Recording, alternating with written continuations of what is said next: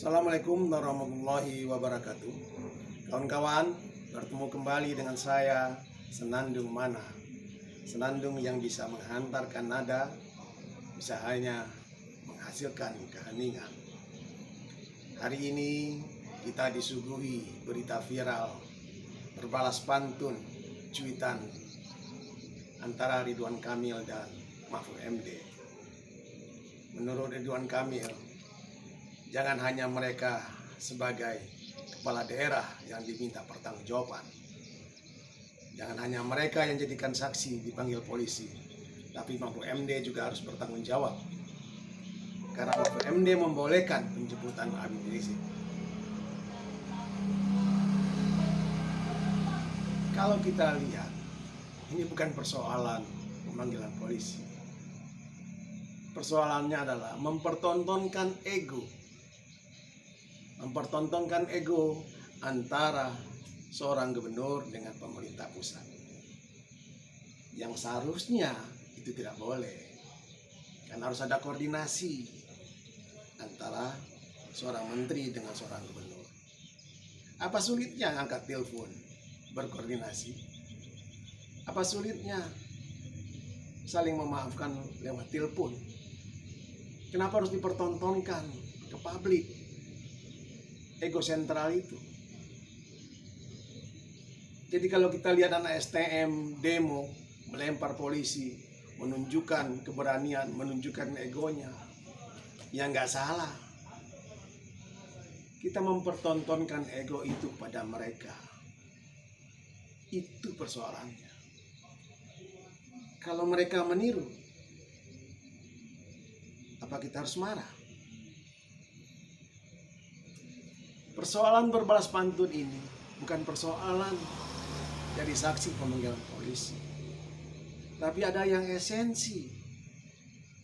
Persoalannya adalah matinya 6 orang anggota FPI.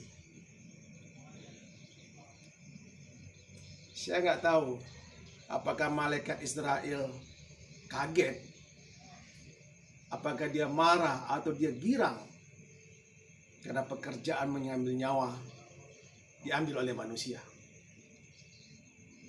Saya nggak tahu apa dia senang karena kerjanya jadi ringan, atau dia akan marah kenapa?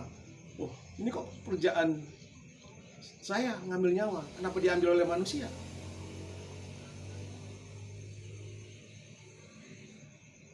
Saya nggak tahu itu. Yang jelas, kalaupun kita dibolehkan mengambil nyawa seperti kita mengambil nyawa ayam karena kita perlu ayam, kita perlu memakan ayam, kita pun memotong ayam itu pun ada aturannya. Ada aturannya bahwasanya kita harus memotong ayam itu uratnya yang langsung dia mati sehingga dia tidak merasakan kesakitan. Ada bacaannya. Dan ada satu lagi kalau dalam Islam, kita memotong ayam itu tidak boleh di depan ibunya, tidak boleh di depan induknya. Kenapa? Karena ada naluri kasih sayang seorang ibu, seorang induk ayam kepada anak. Sekarang kita bertanya, bagaimana perasaan ibu, anak, istri ke-6 anggota FPI yang meninggal, yang diambil nyawanya? Kalau Habib Rizik, dia sudah tidak masalah. Kalaupun dia dipenjara dengan persoalan runtutan dari awal, dari diskresi Mahfud MD membolehkan penjemputan Habib Rizik. Habib Rizik sekarang di penjara, dia nggak masalah. Dia jadi martir, dia nggak masalah. Itu risiko perjuangan, dia udah biasa.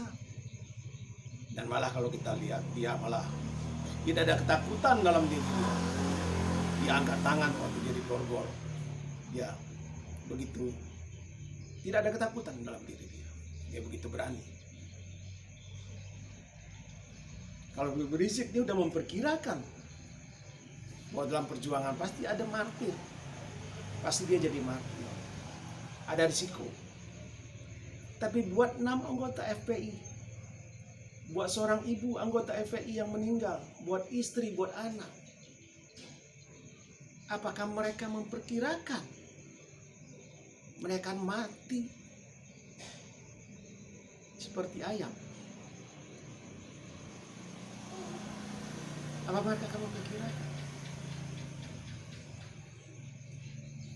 Inilah ego penguasa, ego Habib Rizik, ego semuanya, ego kita. Kita mempertontonkan ego, tidak ada yang mau mengalah. Tidak ada yang mau mengalah untuk kebaikan negeri ini.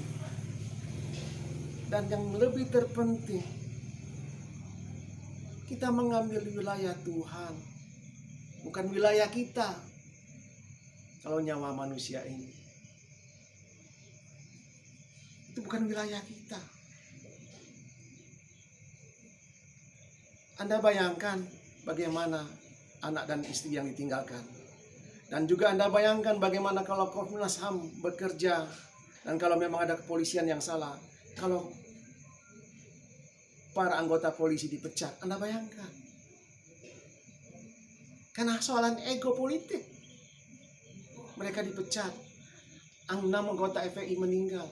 Karena persoalan ego politik, ego oposisi, ego penguasa, ego oposisi di pihak Habib Rizik, ego penguasa di pihak pemerintah. Nah, yang penting lagi nih, kita udah jadi Tuhan kecil.